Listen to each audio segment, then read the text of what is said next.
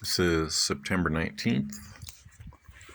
I recently posted a video called The Future of Russia and Why We Are Obliged to Care.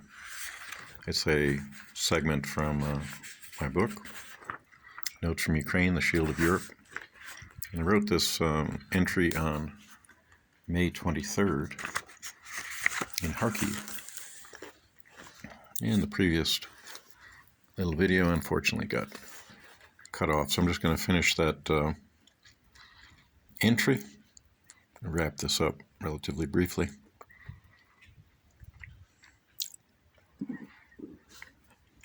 The only reason we are obliged to care about the future of Russia is that nuclear arsenal. Russians themselves might be encouraged to care for all kinds of seemingly worthwhile reasons. Perhaps they might still like to live in a stable democracy, to run a business with international connections. Perhaps they might like to see that future for their homeland, for their children and grandchildren. Outsiders who have from a distance admired the outgrowths of Russian culture might care about the future of Russia as they ask themselves, what happened to this nation? What happened to this people? Why has Russia been cursed to have such appallingly bad leadership and government? No good answers come back.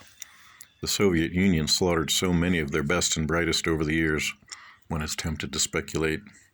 But they slaughtered everybody: intelligentsia, peasants and workers, government and military, upper-class landowners. All fell by their millions in 20th century Russia. But some survived, some bright and some brilliant, and plenty of ordinary people. None of it explains why Russia has come to this pass, and none of that kind of speculation helps. How does Russia come back from this? It's as though they're back not in the late 80s or early 90s, at the time of the fall of the Soviet Union, but in the early 50s toward the end of Stalin's reign. And as I say, now, and looking back over these last few months, and the change that's occurred within Russia, the changes that are occurring within Russia, it may well resemble the late Soviet period as opposed to the 1950s. At that time, the end of Stalin's reign, that nation, Russia, had known no other leader for over 25 years, when others who might have governed had been so thoroughly rooted out, exiled, or done in, that there was seemingly hardly anyone left from which to draw. When the nation had lost so many of its most talented and intelligent and creative and dynamic people, and the run-of-the-mill populace had been either bludgeoned or brainwashed into compliance and passivity. It's said that Germany took over 20 years, a full generation after World War II, to recover from the Nazis. And the Soviet Union didn't fully recover from Stalin's reign until it fell in 1991. It could be argued that the Putin administration is a nostalgic one, in a practical sense, in the way they operate, owing more to the Stalinist Soviet period than to the Tsarist. How does a government, how does a nation take a dramatically different course after that?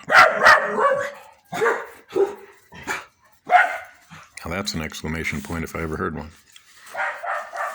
A hopeful outlook is not a Pollyanna, utopian outlook.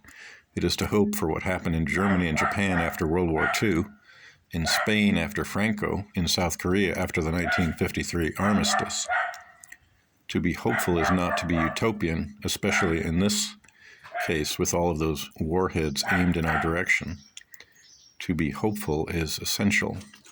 And I think what gives me hope, especially in terms of Russia in the future, is to hear the various voices, both of the brilliant Russians in exile who have managed to survive, and those that are even piping up from within Russia at the moment.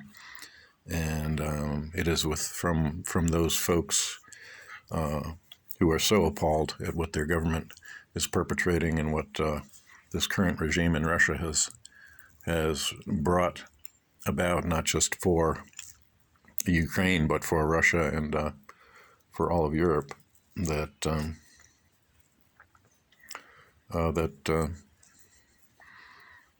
they present something of a hope for the future.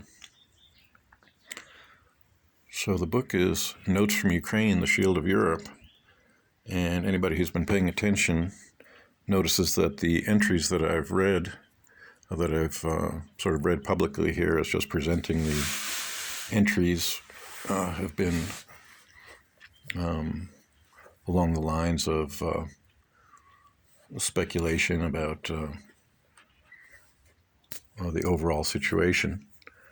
But the book also contains a lot of personal experiences and everything that I saw with my own eyes and that people who I talked to expressed to me as when I was there in Ukraine, and there are a lot of good people that I met while I was there, and had been through a lot.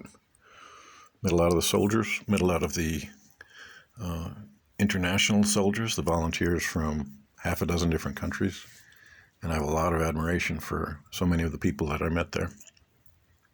And the book includes a lot of entries that are more personal and more direct in terms of my experience there.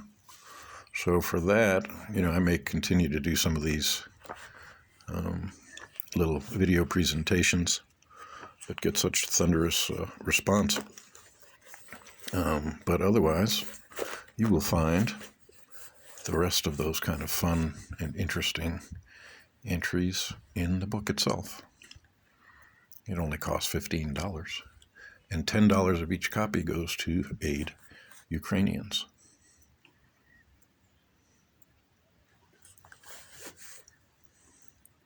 September 19th, 2022. There's the Puppy Brigade. Slava Ukraine.